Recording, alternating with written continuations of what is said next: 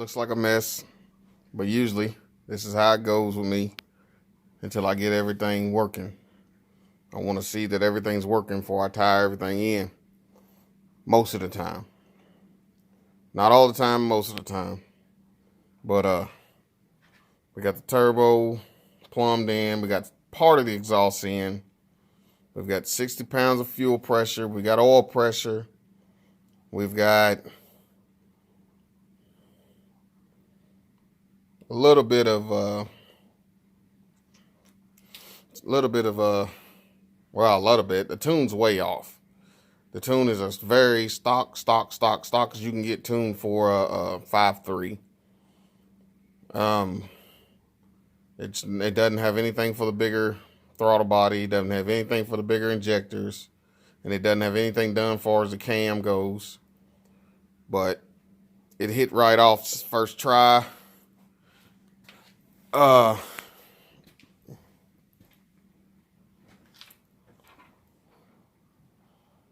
Again, like I said, 60 pounds. I'll fire it one more time if it'll fire up.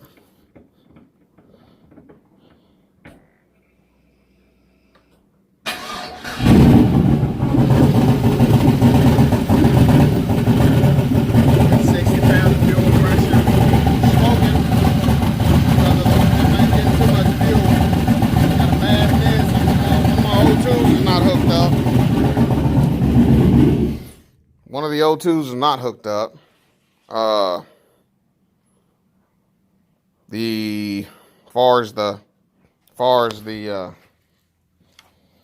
cold side piping ain't all tied in good. My temp sensor is it's barely screwed in there because I'm going with the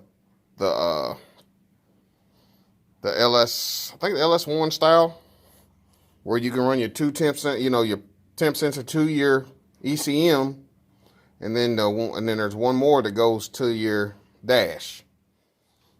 So I don't have to run a standalone unit. But it's running, and that's my goal for the evening. I was wanting to hear it run last Wednesday. It didn't happen due to some things, but it did fire up. Turn the key over, hits right off. It didn't connect it to the transmission. The converter and the flywheel aren't connected together. They will be. It's an older style 4L80, so I can reach right in there, tighten the bolts up, or put the bolts in, then tighten them up. Get a drive shaft made is my next goal.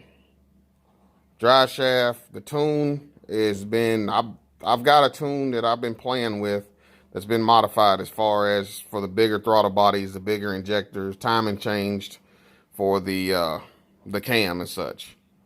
But for the most part, man, it's what I wanted to hear for as long as I've been working on it. This is going to be my daily. That's the plan anyway. I got to finish running the exhaust out.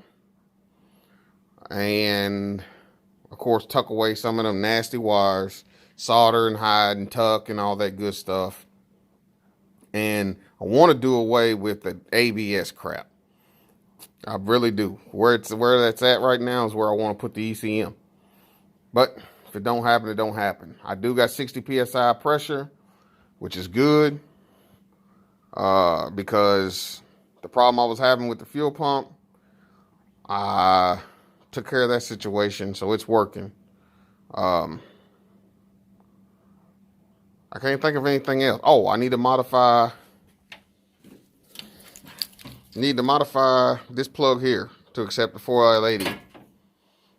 And then do my vacuum, plumb my cooling. And as of right now, it's running. What I'm going to do is concentrate on tidying things up. Got to get some better spark plug wires, longer spark plug wires, so I can run things away from the exhaust and not burn them up. And then it's plenty I need to do. I'd like to drive it before the first of the year somewhere. Even if it's just up and down my driveway or up and down the road I live on. I'm cool with that. I'd like to drive it then. Word to those who decide to do these, to go from a manual to an automatic, there's a neutral safety switch in the clutch that has to be made before it'll turn over. I chased wires for a little while last night, not thinking that this was a clutch vehicle at one time. Then I remember it's got another pedal in there. But anyway, it's happening. It's running. It's working. I'm good. Gotta chase wires for my gauges as far as my temp, speedo, alternator, oil pressure. The oil pressure, I tapped into the original, and I'm hoping that I got it tight enough, man. That oil pressure sending unit switch, or whatever they want to call it for this particular style motor, it calls for 1.16 inch socket, but the socket almost has to be 3.5 inches long to get it tightened up. You know, it's a regular deep well socket ain't gonna get it. Again, 95, GMC Sierra, 2-wheel drive, single cab. We'll see what it does.